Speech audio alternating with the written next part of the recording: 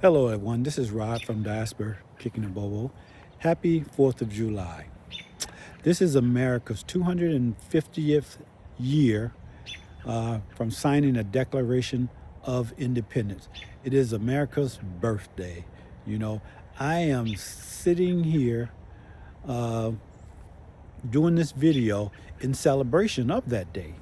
Now, what we need to understand is that America has had a complicated history since signing the Declaration of Independence and since the beginning of the so called discovery of America.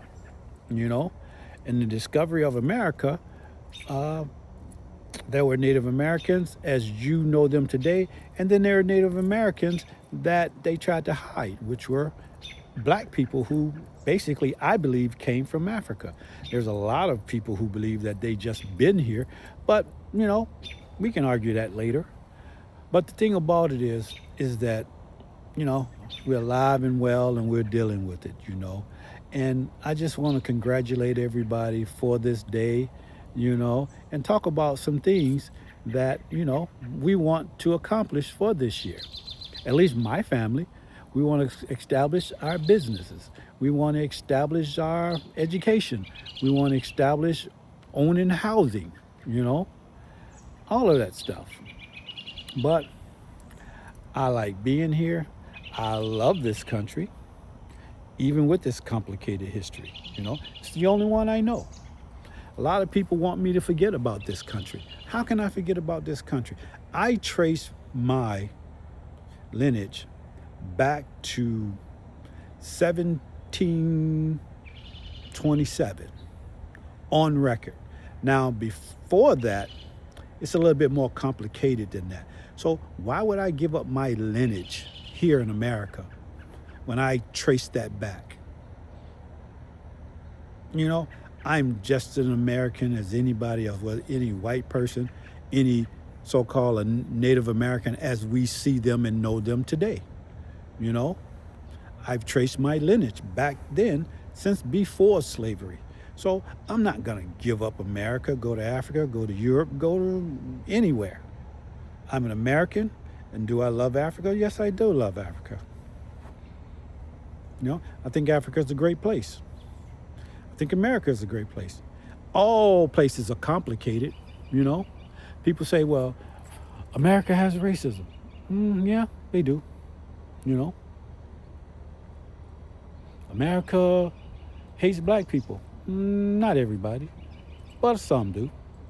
You know, but hey, I can go to Africa, and a lot of people don't like African Americans there.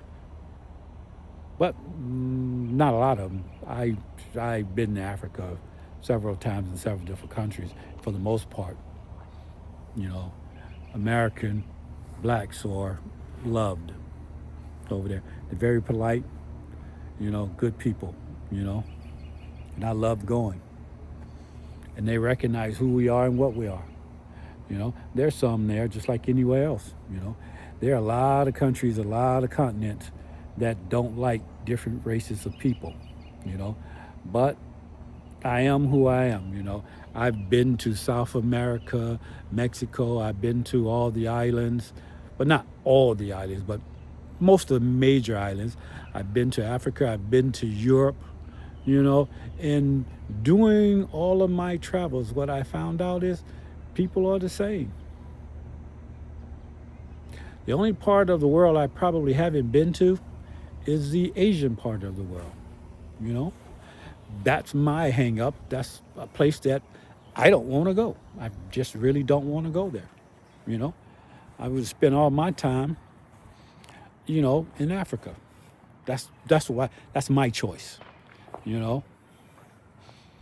And I have good reasons to feel that way and to be that way, you know. So the thing about it is that, and I always preach this, get you a second option. A second option that's going to help you do what you need to do in order to survive in this upcoming world. Because this upcoming world is not going to get better. It's a dog eat dog world.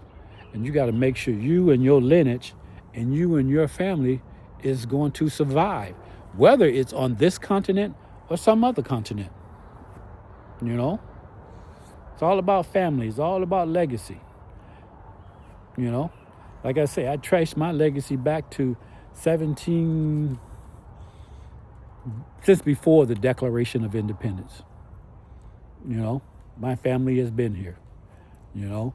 And I want you to know that I want you to keep on thriving, whether you're here or whether you're there. Goodbye.